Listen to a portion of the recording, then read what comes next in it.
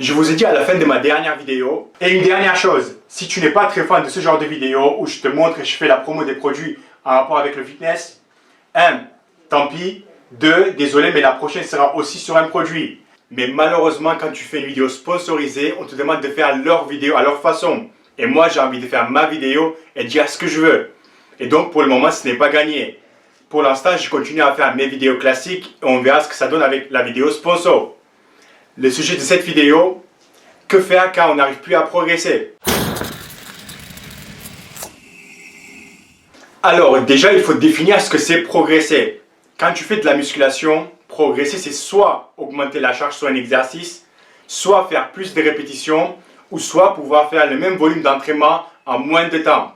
Si tu arrives à faire un de ces trois à chaque séance ou chaque semaine, tu es sur le bon chemin. Et progresser, ce n'est pas « j'ai pris 2 kilos sur la balance en un mois, donc je progresse ».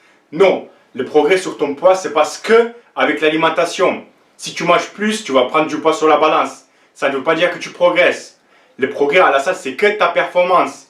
S'il y a un progrès avec ta performance et tu manges assez, il y aura un progrès sur la balance. Et l'inverse, c'est vrai aussi. Augmenter la charge ou le nombre de répétitions, c'est simple. Par exemple, tu arrives à faire 3 séries de 5 avec 100 kg et la semaine prochaine, tu arrives à faire 3 séries de 5 avec 102 ou 3 séries de 6 avec 100 kg. Dans les deux cas, ce qui est indispensable, c'est de ne pas changer d'autres paramètres. C'est-à-dire, si tu passes de 100 kg à 102 kg, mais tu vas plus vite sur ta série, ou son exécution n'est pas terrible, ou tu changes un peu l'angle de travail, alors ça compte pas. Car tu ne sais pas si tu as réussi les 102, car tu as progressé et construit du muscle, ou si c'est grâce à d'autres paramètres. Faire plus de volume en moins de temps, c'est souvent une progression qu'on oublie car c'est compliqué à mettre en place. Et perso, je ne suis pas très fan, mais c'est super intéressant. Car si tu arrives à faire la même séance et au lieu de mettre par exemple 1h30, mais tu arrives à faire la même séance en 1h15, c'est excellent pour ta condition physique. La façon la plus simple de mesurer sa progression, et ce que je recommande à tout le monde, et c'est bien ce que je fais, c'est que je me concentre sur un exercice par mouvement. Et mon objectif sera de progresser sur cet exercice. Si je réussis, c'était une bonne séance. Le reste des exercices de la séance sont là que pour m'aider au maximum à progresser sur mon exo de base. Et fatiguer le muscle et recruter le maximum de fibres musculaires, toujours en rapport avec l'exo de base. Par exemple, pour le bas du corps, mon exercice de base c'est le squat. Et l'objectif de ma séance pour le bas du corps, c'est soit de mettre plus lourd sur le squat, soit faire plus de répétitions. Oui, j'essaie aussi de progresser sur la presse, les fentes, mais c'est secondaire. Quelque chose qu'il ne faut pas oublier, c'est super important, c'est que si tu as un déficit calorique, ton objectif à la salle ne devrait pas être la progression. Car souvent, ça n'arrivera pas. Et tu risques de te blesser. La progression se passe que quand tu consommes assez de calories. Et donc, ton corps a assez d'énergie pour qu'il fasse ce qu'il a à faire. Et il lui reste un peu pour le consacrer à ta progression à la salle. Donc, quand tu commences la musculation et après la phase initiale où tu progresses énormément, car ton corps s'adapte et tu apprends à correctement exécuter les mouvements, idéalement, ton objectif devrait être d'essayer à chaque séance de faire plus. Ça s'appelle la surcharge progressive. Mais qu'est-ce qui se passe quand on n'arrive pas? C'est le but de cette vidéo. Je vais dire ce que tu peux faire, ce que tu dois faire et ce que tu vas finir par probablement faire. En règle générale, si tu ne progresses pas, il faut que tu te poses deux questions. Est-ce que je fais assez ou est-ce que je fais trop? Donc, dans le premier cas, est-ce que je fais assez de volume dans mes séances? Souvent, la réponse est oui. Si tu fais autour de 15 séries d'exercices par mouvement, par semaine, c'est que tu fais assez de volume. Par exemple, ton exercice de base pour le pousser, c'est le développé couché. Si tu fais 4-5 séries de développé couché, 3-4 séries de développé halter et 3-4 séries de dips, c'est que tu fais assez de volume. Est-ce que je fais les bons exercices? Des exercices qui vont me permettre de progresser sur les exercices de base? Souvent, la réponse est oui. C'est un peu plus compliqué, mais par exemple, le développé couché. Si tes triceps sont le point faible, un bon exercice d'assistance, c'est le développé couché serré. Si c'est les épaules, un bon exercice, ça sera le développé militaire. Sur le squat, si par exemple tes lombaires qui lâchent en premier, un exercice de lombaires. Si tes ischios, les legs curls. Tu as compris. Est-ce que j'ai assez de fréquence dans mes séances? Souvent, là, la réponse est non.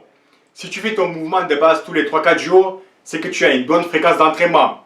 Si c'est une fois par semaine, c'est que ce n'est pas assez. Tu devrais changer ton programme et faire en sorte que chaque exercice de base est effectué au moins tous les 5 jours. Donc, si tu ne progresses pas, essaye de voir ces trois paramètres et voir s'il faut modifier l'un, deux ou même les trois. Et je suis sûr que la progression viendra. Mais imaginons que tu as assez de volume dans tes séances, tu penses que tu fais les bons exercices et tu travailles chaque mouvement au moins tous les 4-5 jours et tu n'arrives toujours pas à progresser. Dans ce cas, ce que tu devrais faire, c'est prendre une semaine tranquille, plus connue sous le nom de deload week. C'est une semaine de récupération. Soit tu arrêtes tout complètement pendant une semaine, ou soit tu vas et tu fais vraiment le minimum pour laisser ton corps se reposer. C'est la meilleure stratégie. C'est ce que tu dois faire, mais malheureusement, très peu le font. Ce que tu peux faire aussi, c'est de trouver des petites techniques de progression. Comme par exemple, pendant une semaine ou deux, changer complètement ton entraînement. Pour, même si j'aime pas ce mot, choquer ton système. Ce que tu peux faire par exemple, si tu as l'habitude de travailler avec des séries de 3 à 6 sur ton exo de base, car c'est ce qui compte, c'est de commencer à faire des séries de 15 ou de faire un circuit training avec très peu de repos. Ou utiliser des techniques d'intensification comme les biceps ou les supersets, quelque chose que tu n'as pas l'habitude de faire.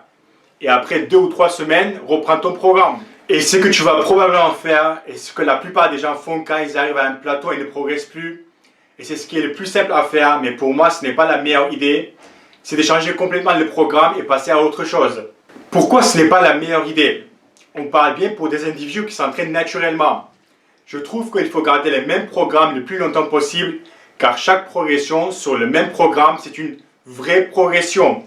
Tandis que si tu changes ton programme et tu progresses, est-ce que tu arrives à faire plus sur l'exercice grâce à un autre paramètre ou c'est toi qui es devenu plus fort? Tu ne le seras pas. Voici un exemple. Le programme que j'ai suivi pendant plus d'un an et que je viens de changer il y a 2 semaines, je faisais mes squats et développé couché dans la même séance.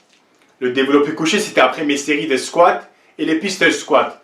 Donc quand je les faisais, je n'étais pas à 100%, mais ce n'est pas grave. Car avec, je suis passé de 3 séries de 5 à 90 kg sur le développé couché avec une pause de 3 secondes en bas du mouvement à 3 séries de 5 à 102,5 kg. Et donc je savais que chaque kilo sur la barre, c'était une progression. Et ma progression avait un peu ralenti depuis fin décembre. Et là, depuis 2 semaines, je fais une sorte de push-pull legs. Et donc le développé couché, c'est mon premier exercice. Du coup, en une semaine, je suis passé de 102,5 à 105 kg sur la barre. Est-ce que je suis devenu plus fort d'un coup? Est-ce que j'ai construit du muscle pour pouvoir ajouter 2,5 kg sur la barre en une semaine facilement? Non. Par contre, si j'avais réussi à faire 105 en suivant l'autre programme, là, j'aurais pu dire que mon corps a progressé et s'adapter pour pouvoir réussir à faire les 105. Une dernière chose à dire aussi, c'est l'importance de l'alimentation pour progresser. Je ne parle pas dans cette vidéo car je suppose que tu as une alimentation adaptée à toi et tu es surtout en excès calorique. Si ce n'est pas le cas, la meilleure façon de continuer à progresser, c'est de manger plus. Donc, pour résumer, il faut toujours essayer de progresser au moins sur un exercice de base, soit à chaque séance, soit chaque semaine. Si tu as du mal à progresser, essaye de voir si tu as un bon volume d'entraînement. Si ce n'est pas le cas, ajoute quelques séries. Essaye de voir si tu fais les bons exercices. Si tu n'es pas sûr, envoie-moi un message sur ma page Facebook et je pourrai t'aider. Et si tu ne fais pas assez de fréquence, ajoute une séance.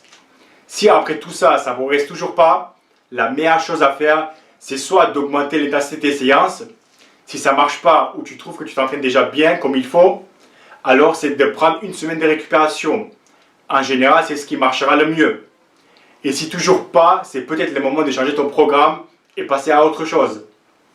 Voilà, je pense que j'ai tout dit. Si j'ai oublié quelque chose, dites-le moi dans les commentaires. Sinon, merci et à la prochaine vidéo.